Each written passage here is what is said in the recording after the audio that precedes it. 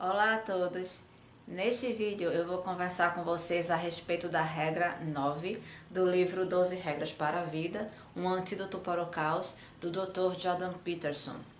E a regra 9 é a seguinte: presuma que a pessoa que você está ouvindo talvez saiba algo que você não sabe.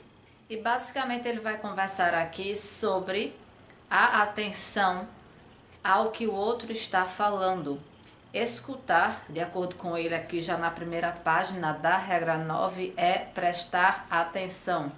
E escutar de fato o que alguém está dizendo é entender o sentido daquilo que a pessoa está querendo. Tanto é que num determinado momento dessa regra 9, ele diz uma coisa que ele faz, que é o seguinte: quando ele está conversando com alguém, está numa discussão, está numa troca de ideias, ele ouve o que a pessoa tem a lhe dizer e em seguida ele procura se certificar de que o que a pessoa disse é de fato o que ele entendeu que ela disse. Então ele faz um resumo rápido, de certo modo, digamos assim, e aí se houver alguma pequena falha, a pessoa que está ouvindo o que ele tem a dizer, ela vai corrigir. Não, eu quis dizer aquilo e aquilo outro. Então, antes de responder, antes de trocar uma ideia com alguém, ele procura se certificar de que ele entendeu 100% a mensagem que a pessoa transmitiu a ele.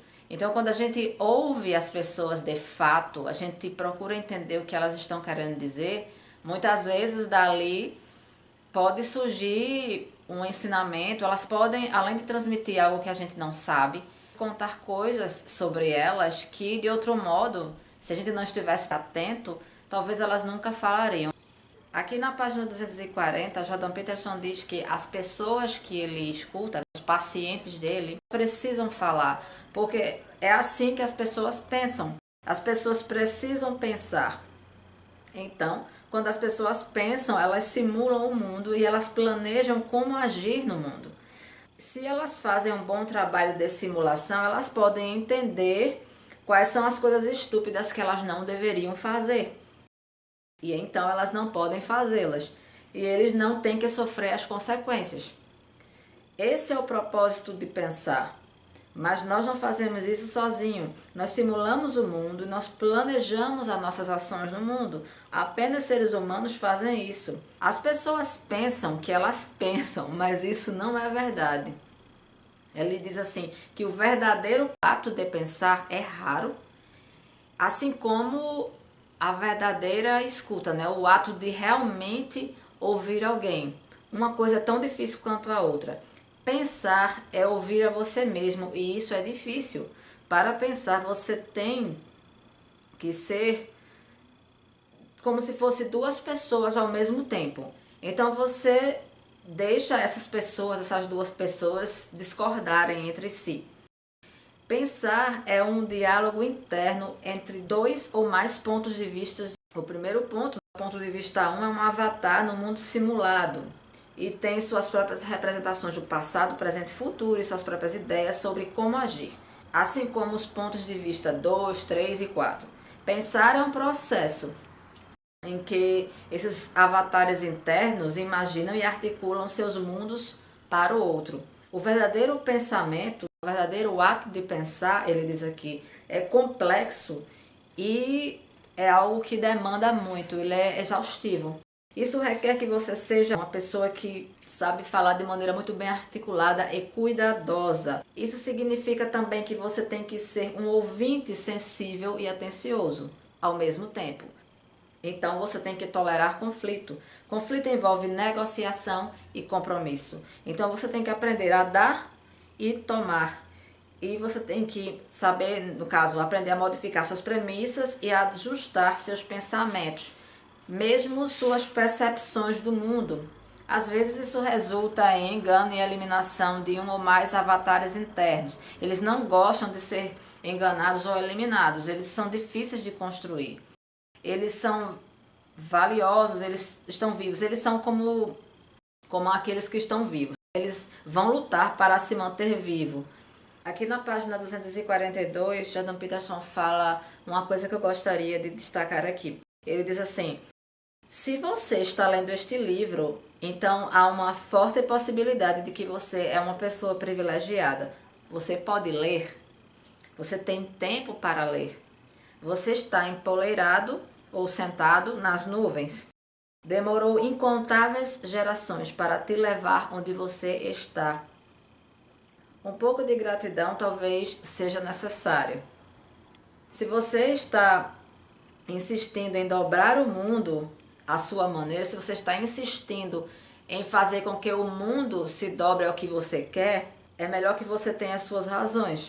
Quantas pessoas gostariam de ter mais tempo para ler, por exemplo, ou não somente para ler, mas para fazer uma coisa que elas gostam e elas não podem. Então, poder sentar e ler um livro, mesmo que você só tenha 1 hora por dia ou mesmo meia hora por dia, de certo modo é um privilégio quando a gente compara com a vida de certas pessoas. Há pessoas que não têm tempo para ler.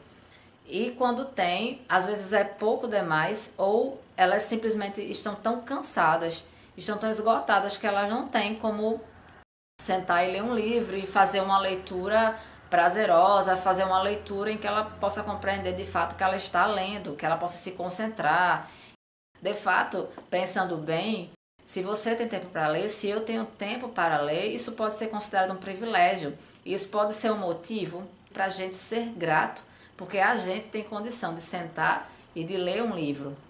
E aí na página 245, o título do tópico está assim: Como você deveria ouvir? Ele cita um dos grandes psicoterapeutas chamado Carl Rogers, um psicoterapeuta do século XX, do século passado. E esse psicoterapeuta falou o seguinte a respeito de você ouvir, né, da escuta, de você saber ouvir a pessoa. Ele diz assim: a grande maioria de nós não pode ouvir. Nós encontramos a nós mesmos compelidos a avaliar, porque ouvir é muito perigoso. Porque com esse ato, de acordo com Carl Rogers, a primeira coisa que você teria que ter é coragem. E aí ele próprio diz que nós nem sempre temos essa coragem. Carl Rogers sugeriu aos leitores dele um pequeno experimento. E o experimento consistia no seguinte: ele diz aqui que esses leitores deveriam parar a discussão por um momento e instituir a seguinte regra: cada pessoa pode falar por si mesma somente depois de ele ter reafirmado as ideias e sentimentos do seu interlocutor. Ou seja, se eu estou numa conversa com você, o que é que eu deveria fazer para saber se de fato eu estou ouvindo o que você está dizendo? No momento em que você fala, eu deixo que você fale. Quando você termina, eu resumo para você, para me certificar com você se de fato eu te ouvi, se de fato eu entendi o que você quer dizer. E o próprio Jordan Peterson tem feito isso, como eu disse antes. Ele procura colocar isso em prática, tanto na vida privada, como também na prática dele enquanto psicólogo. Ele diz aqui que há uma série de vantagens primárias nesse processo em que você ouve a pessoa e você, resumidamente, fala para ela o que ela acabou de dizer, a fim de se certificar de que de fato você entendeu. E a primeira vantagem é que você genuinamente entende o que a pessoa está falando. Isso é uma coisa até óbvia. E aí ele diz assim, que o Carl Rogers, esse psicoterapeuta, diz assim: parece simples, não é? Mas se você tentar, você vai descobrir que essa é uma das coisas mais difíceis que você já tentou fazer. Se você realmente entende a pessoa dessa maneira, se você está disposto a entrar no mundo privado dela e ver como a vida aparece para essa pessoa, você está correndo o risco de, inclusive, mudar você mesmo. Você talvez pode ser influenciado. O risco de ser mudado é uma das perspectivas mais assustadoras que muitos de nós podem enfrentar, inclusive no mundo de hoje, em que as pessoas têm certeza de tudo, em que as pessoas têm opinião para tudo. Se a gente for bom observador, a gente muitas vezes pode perceber as pessoas preferindo, em certos momentos, claro, a gente às vezes pode ver pessoas preferindo defender a opinião delas. Elas muitas vezes estão mais apegadas àquilo que elas pensam do que de fato a tentar entender o que é que o outro está dizendo e a partir daí verificar se aquilo de fato procede, inclusive confrontando com as próprias opiniões dela, né? Porque se algo que é real, que é verdadeiro, vai de encontro às suas próprias opiniões, você deve submeter as suas opiniões àquilo que é verdadeiro, não o oposto. Você não pode pegar uma coisa que é verdadeira e submeter as suas opiniões ou as suas ideias só porque essas são as suas opiniões ou as suas ideias. Quem faz isso é totalitário. Se a gente percebe que as nossas ideias, nossas opiniões estão contra a verdade, se elas não procedem, se elas não estão de acordo com a realidade, nós é que temos que pegar nossas ideias e opiniões, analisá-las e adequá-las à verdade. E não tentar torcer a verdade, não tentar torcer a realidade e o mundo às nossas ideias. O próprio ato de ouvir de fato alguém está muito de acordo com essa coisa de você priorizar por dizer a verdade e por agir de acordo com a verdade. Se você é assim, você também vai procurar ouvir as pessoas de fato e entender de verdade o que realmente elas estão dizendo. A segunda vantagem de você ouvir alguém e ao terminar de ouvir o que essa pessoa tem a dizer, você se certificar de que de fato você entendeu o que ela disse, é que isso vai ajudar a você a guardar melhor na memória aquelas informações que você está recebendo daquela pessoa, ou aquelas informações, aquelas ideias que você vai trocar com ela.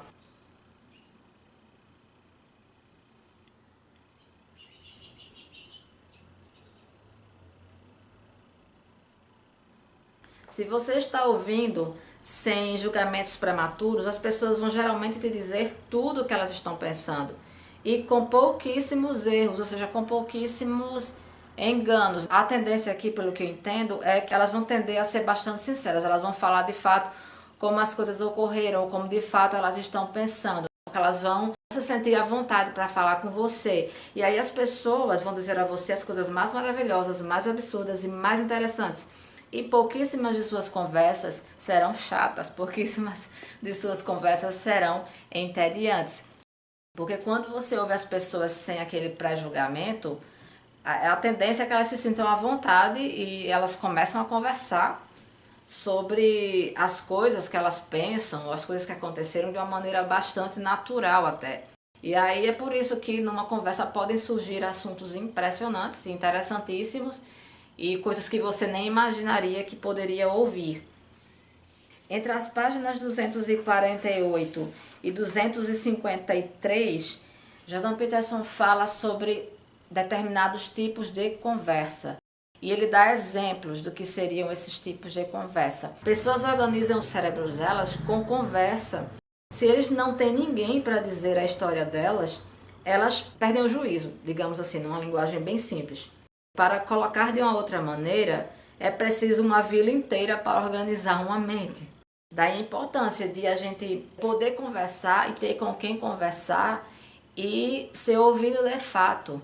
Um tipo de conversa, aqui na página 251 que Jordan Peterson menciona, é a leitura. Quando a gente está lendo um livro, a gente está tendo um tipo de conversa, de certo modo, com o autor do livro, onde o autor é aquele que fala, o autor é o palestrante. E a audiência, no caso o leitor, ele se comunica com esse autor de uma maneira não verbal. Um outro exemplo está aqui na página 253, que é similar, de certo modo, a ouvir. É uma fórmula de exploração mútua. Isso requer uma verdadeira reciprocidade da parte daqueles que estão tanto ouvindo como falando. Isso permite a todos os participantes se expressar e organizar seus pensamentos.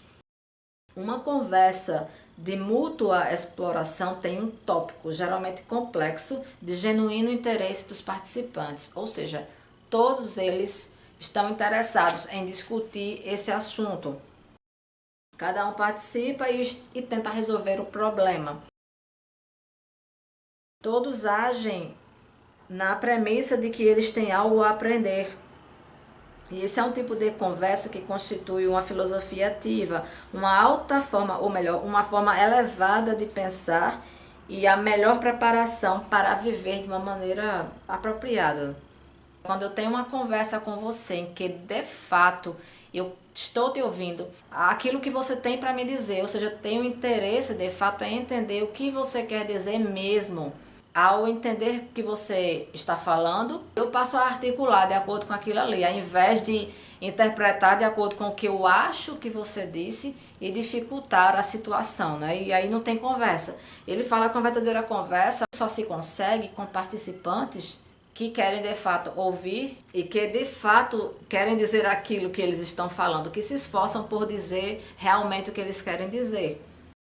Ouça você mesmo e aqueles com os quais você está falando. A sua sabedoria consiste não no conhecimento que você já tem, mas na contínua busca por conhecimento, que é a forma mais elevada de sabedoria. É por esta razão que a sacerdotisa do oráculo dos Delfos, na Grécia Antiga, falou muito bem de Sócrates, que sempre buscou a verdade.